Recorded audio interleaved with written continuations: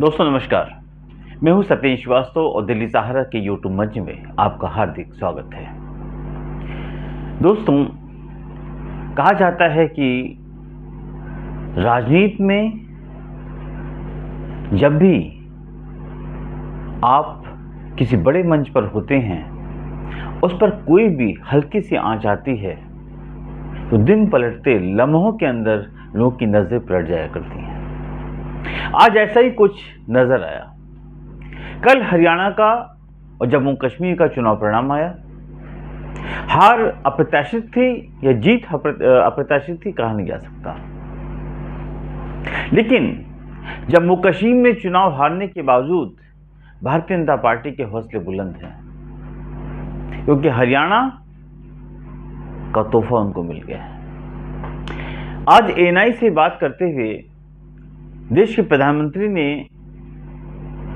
उस पार्टी को निशाने पे लिया जिसका वजूद वो हिंदुस्तान में नहीं चाहते। माननीय प्रधानमंत्री ने कहा कि कांग्रेस देश के अंदर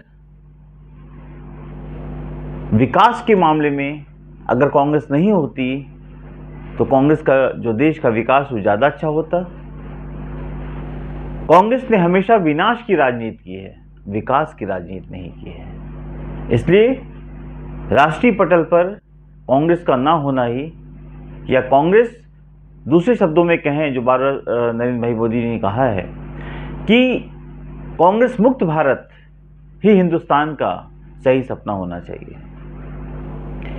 अब दोस्तों, ये बात सुनते सुनते तो काफ़ी लंबे 2014 से सुन रहे हैं, लेकिन कांग्रेस मुक्त नहीं हो पाया।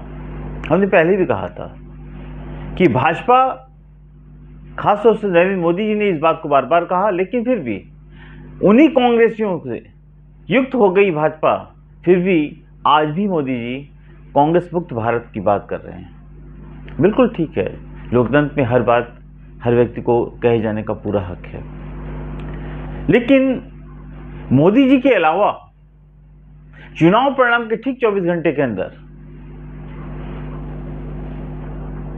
वो व्यक्ति जिसको खुद नहीं पता कि उसके नाक के नीचे क्या हो गया, उद्धव ठाकरे, उनके प्रवक्ता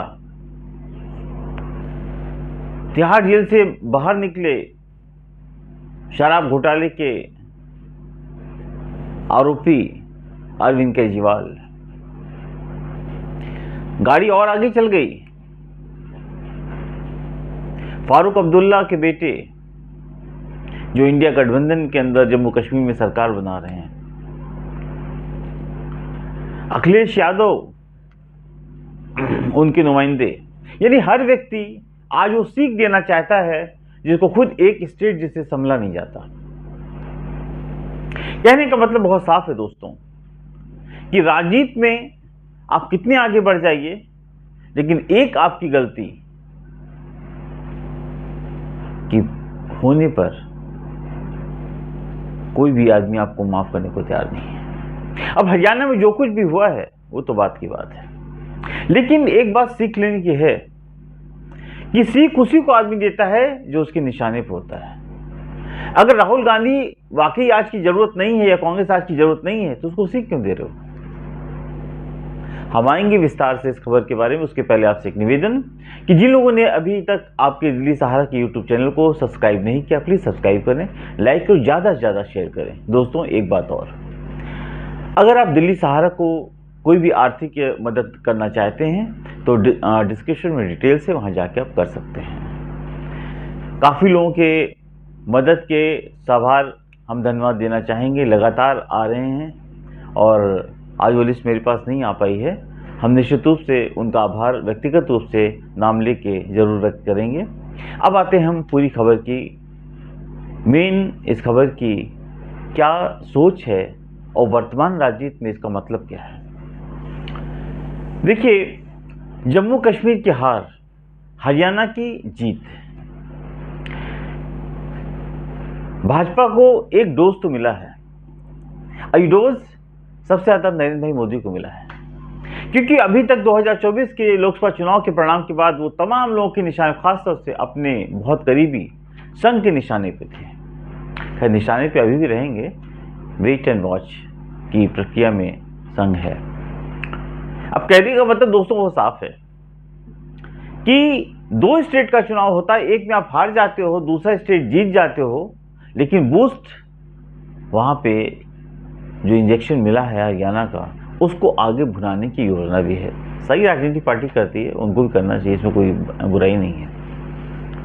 लेकिन इस पूरे मामला को देखने से एक चीज नजर आती है कि क्या कारण है कि एकाएक जो पार्टी इस देश के अंदर उसका कोई योगदान नहीं, जिसको आप समझते हैं कि कांग्रेस बिल्कुल बेकार पार्टी है, उसके ऊपर लगातार बात क्यों कर रहे हो आप? क्या कारण है कि हर व्यक्ति बिना कांग्रेस के उसकी राजनीति का कोई भाषण हो ही नहीं सकता, चाहे अमित भाई शाह हो, चाहे नरेंद्र भाई मोदी हो या XYZ जो भी लोग हों। अब कहा जाता है कि देश के विनाश का कारण है कांग्रेस पार्टी, मान लेते हैं। इतना ही नहीं, दूसरी बात जो नरेंद्र भाई मोदी जी ने जोड़ी कि महात्मा गांधी चाहते थे कि आजादी के बाद कांग्रेस का नाम ना हो, क्योंकि वो कांग्रेस इस देश की सबसे बर्बादी का कारण है। कांग्रेस का नाम यूज किया गया बर्बादी के कारणों में, यानी कि जो हरियाणा से संजीवनी मिली है वो इतनी पुख्ता हो गई 24 घंटे के अंदर कि किसी एक पार्टी को आप विनाशलीला की कगार पर खड़ा कर देते हैं। लेकिन अगर कोई आपसे पूछे कि जिस यूपी के अंदर आपने राम मंदिर का निर्माण किया, प्राण प्रतिष्ठा की, उस पर्टिकुलर जगह पे जहां पे आप हजारों तमाम विशेष अतिथियों में लाखों करोड़ रुपए खर्च हुए, वहां पे उसी पर्टिकुलर जगह जहां आप बैठे थे वो सीट भी आप बचा नहीं पाए, इसका कौन सही मायने में दोषी होगा? आपने सब कुछ किया था, जनता ने आपको क्यों नकार दिया?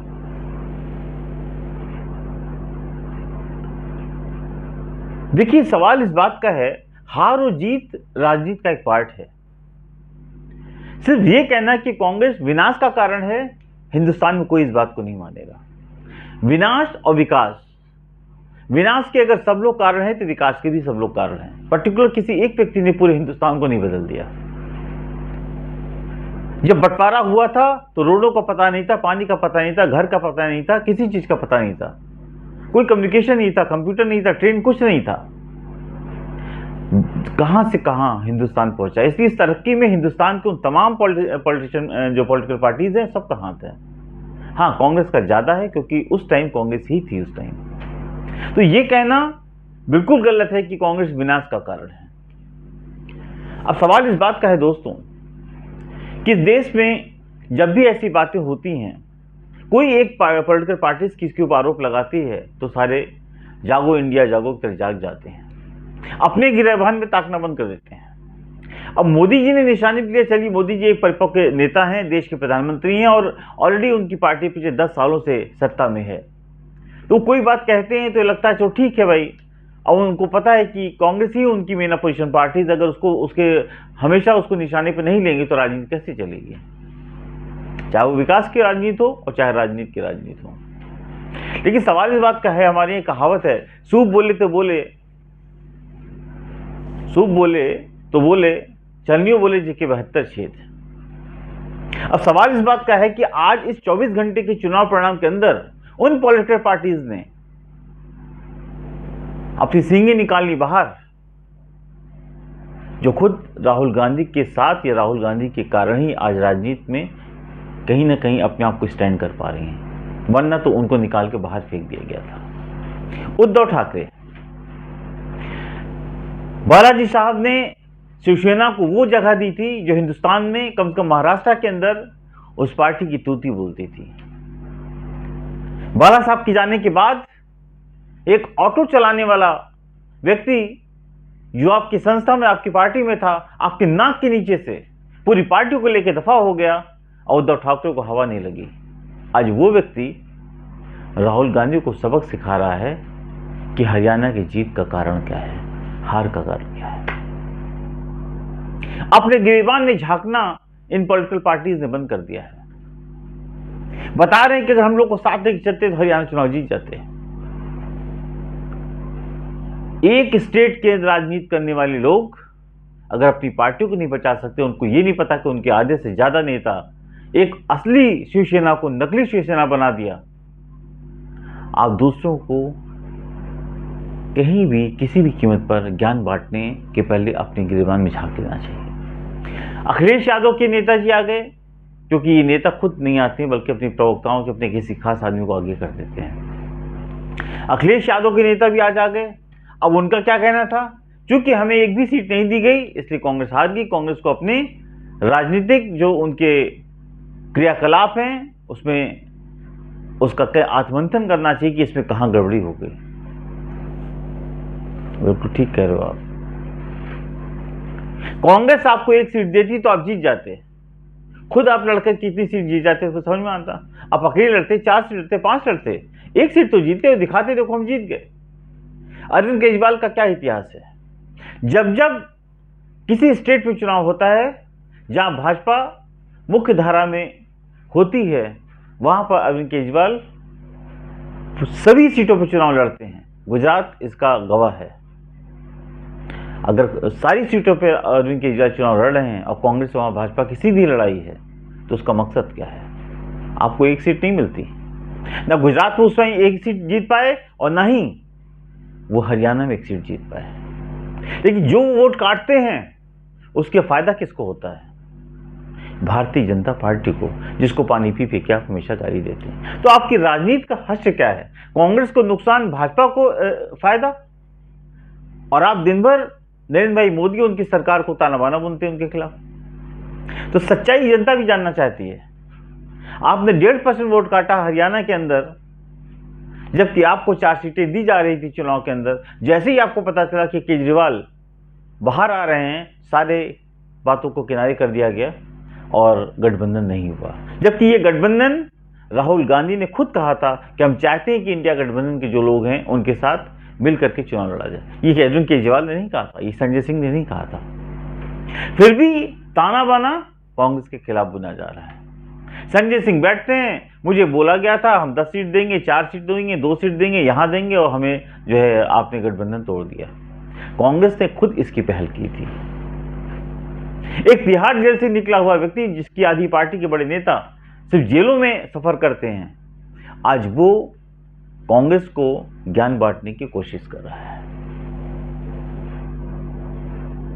फारूक अब्दुल्ला के बेटे, जिनको पता ही नहीं था जम्मू कश्मीर के अंदर किस कोने में बैठे हुए थे, कांग्रेस के साथ गठबंधन है, फिर वो कहते हैं कि आपने तो कपड़े वपड़े सब निकाल लिए थे शपथ ग्रहण के, लेकिन एक क्या होगा। ठीक बात है, इसमें कोई शक हुआ नहीं है कि हिंदुस्तान का सारा मीडिया समूह, सारे जर्नलिस्ट इस बात को जानते थे कि हरियाणा में कांग्रेस की सरकार बन रही है। रातों रात क्या हुआ नहीं पता, लोगों की फिजाएं कैसे बदली, लोगों का मन कैसे बदला, या जो भी हुआ, जैसा कांग्रेस लगातार कह रही कि हम चुनाव के जो परिणाम उसको एक्सेप्ट नहीं करते। यद्यपि हमेशा यही होता है कि जैसे चुनाव परिणाम आ जाते हैं कि जो भी पॉलिटिकल पार्टीज हारती है वो कहती है कि हम जो भी चुनाव परिणाम हम उसको एक्सेप्ट करते हैं, ये जनता का फैसला है। लेकिन पहली बार ऐसा हुआ है कि कांग्रेस ने कहा कि हम इस फैसले को एक्सेप्ट नहीं करते, क्योंकि जनता का फैसला नहीं है, ये फैसला मेरे ऊपर थोपा जा रहा है। यानी जीत हमारी है, हम उसको हार में तब्दील किया गया। तमाम दावे प्रतिदावे चल रहे हैं, चुनाव आयोग के पास जाना, कंप्लेन करना, कोर्ट, आगे क्या होगा ये पॉलिटिकल पार्टीज जानती हैं। लेकिन दोस्तों एक बात है कि इसमें एक बात बहुत साफ है कि कांग्रेस एक तरफ आपके हिसाब से बिल्कुल नकारा पार्टी है, कांग्रेस के अंदर कोई ताकत नहीं है, राहुल गांधी बेकार हैं, उनके अंदर कोई ऐसा एक भी ऐसा उन्होंने काम नहीं किया है, उनके अंदर काम की काबिलियत नहीं है, जनता उनके पीछे नहीं है। फिर भी सुबह से शाम तक देश के प्रधानमंत्री से लेकर और सारे नेता अगर कांग्रेस की बात नहीं करते तो उनको खाना नहीं पचता। क्यों? अगर वो ऐसी पार्टी है, अगर चुनाव के बाद आज किसी को बोलना पड़ा तो कांग्रेस को निशाने पे क्यों रखते हो, जब कांग्रेस लायक है ही नहीं है? जनता की तरफ से नकारी हुई अगर पार्टी है तो कांग्रेस के बारे में बात की जरूरत क्या है? राहुल गांधी को कोई पूछता नहीं है। दोस्तों होता क्या है? होता यह है कि जब आप राष्ट्रीय पटल पर लोगों के लिए खतरे की घंटी बन जाते हैं और लोग ये दिखाते हैं कि आप हमारे लिए कुछ भी नहीं हो, तब वो पानी पी पी के आपका नाम लेते हैं, लेकिन ये कहते हैं कि ये इनका कोई हमारी जिंदगी में स्थान नहीं है। वही हालत आज कांग्रेस और राहुल गांधी की है। सबको पता है कि अगर राहुल गांधी अकेले ही चुनाव लड़ने की कोशिश करें, चाहे वो यूपी हो, चाहे महाराष्ट्र हो, चाहे झारखंड हो, कहीं भी हो, स्थितियां खराब हो सकती हैं, लेकिन आप जीत नहीं सकते। आज अगर महाराष्ट्र में एनसीपी और कांग्रेस मिलकर लड़े, क्या उद्धव ठाकरे वहां पर सीट जीत पाएंगे? लोकसभा के चुनाव में सबसे ज्यादा सीट लेने वाले उद्धव ठाकरे सबसे कम सीटें जीती उन्होंने।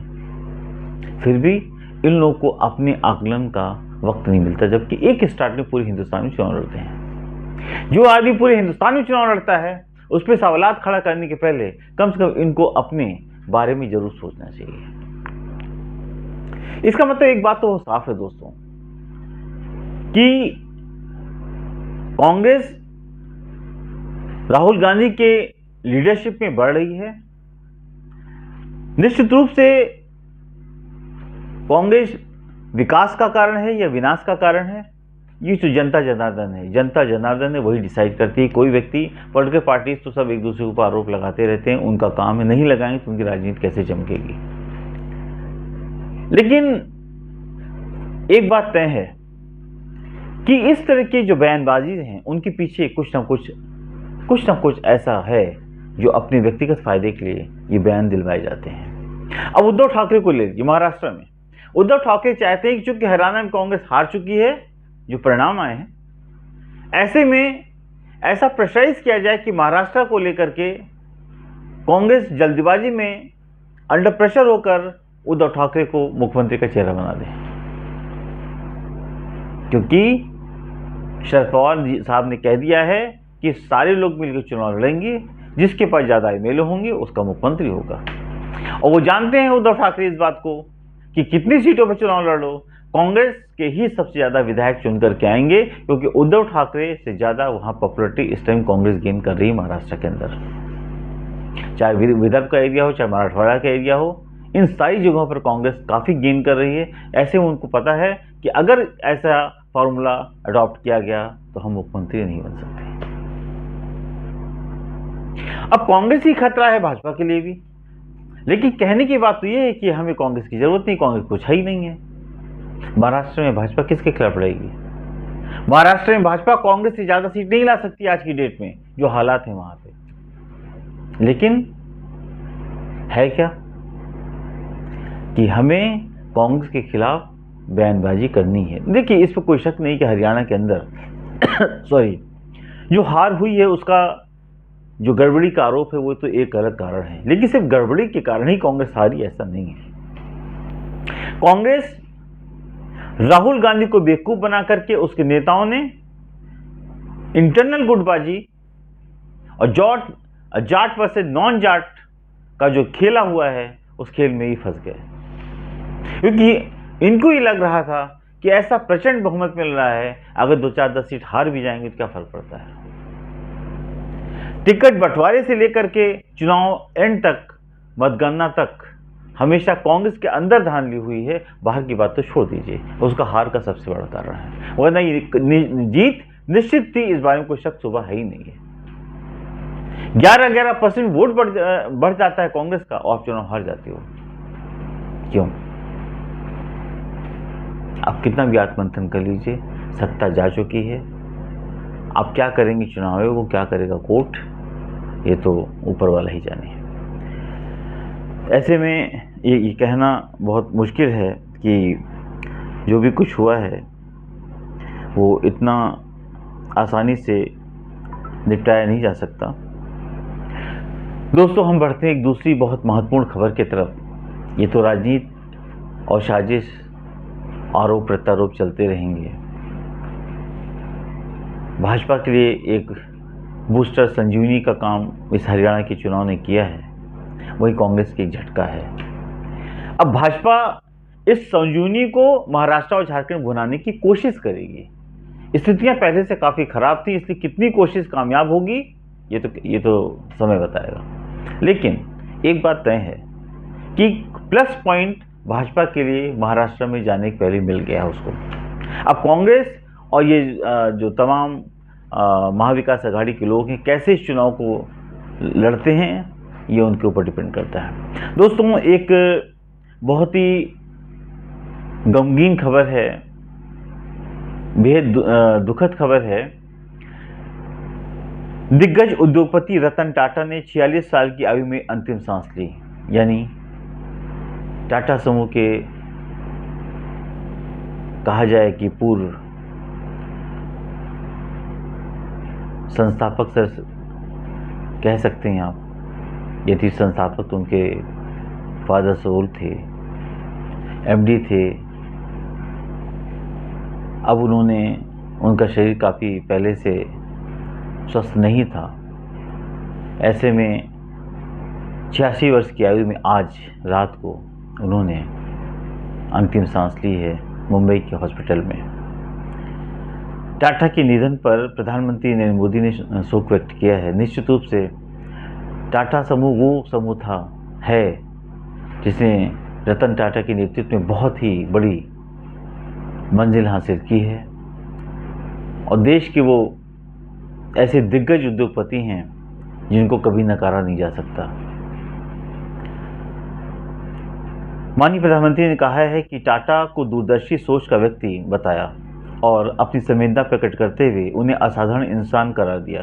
रतन टाटा को राष्ट्र निर्माण में उल्लेखनीय योगदान के लिए साल 2008 में देश का दूसरा सर्वोच्च नागरिक सम्मान पद्म भूषण से जो है उनको विकसित किया गया था। कई सम्मान उनको मिल चुके हैं जिसको उनको सम्मानित किया गया था। देश के उद्योग जगत के सबसे नायाब रतन यानी रतन टाटा नहीं रहे। उनमें देखिए, उनकी पीछे काफ़ी दिनों से बीमार थे। अभी उनकी पिक्चर आई थी 2 दिन पहले, जब उनके परिवार के लोग उनको पकड़ के लेके उनको चल रहे थे, तो बिल्कुल चलने की कंडीशन, अभी 2 दिन पहले की बात है, और उनकी कंडीशन ऐसी जैसे लग रहा था कि वो खड़े भी नहीं हो सकते हैं। उस कंडीशन में भी उनको लग रहा था कि ये व्यक्तित्व है जिसको कभी नकारा नहीं जा सकता। सोमवार को स्वास्थ्य की जांच के लिए अस्पताल में उनको भर्ती किया गया था। बाद में उन्होंने ही आईसीयू में भर्ती होने के दावों का खंडन कर दिया था, जबकि सच्चाई नहीं थी। हालांकि बुधवार को उन्हें एक बार फिर अस्पताल में भर्ती कराया गया। डॉक्टरों की टीम ने उनके स्वास्थ्य पर लगातार नज़र बनाई हुई थी, लेकिन तमाम कोशिशों के बावजूद उन्हें बचाया नहीं जा सका। विपक्षी नेता राहुल गांधी ने भी उनके प्रति संवेदना व्यक्त की है। तमाम जो बड़े बड़े उद्योगपति हैं, तमाम राष्ट्रीय पार्टी के अध्यक्ष हैं, उनकी संवेदनाएं आ रही हैं और निश्चित रूप से ये घड़ी हिंदुस्तान के लिए एक दुखद घड़ी है, जहाँ पे इतने बड़े दिग्गज उद्योगपति का न रहना निश्चित रूप से एक दुखद खबर है। दोस्तों, आज का ये हमारा एनालिसिस विश्लेषण कैसा आपको लगा, कमेंट बॉक्स में जरूर कमेंट्स करें, लाइक करें और ज़्यादा से ज़्यादा शेयर करें। मैं हूँ सतीश श्रीवास्तव। कल फिर एक नए विश्लेषण के साथ आपके बीच मौजूद होऊंगा। नमस्कार।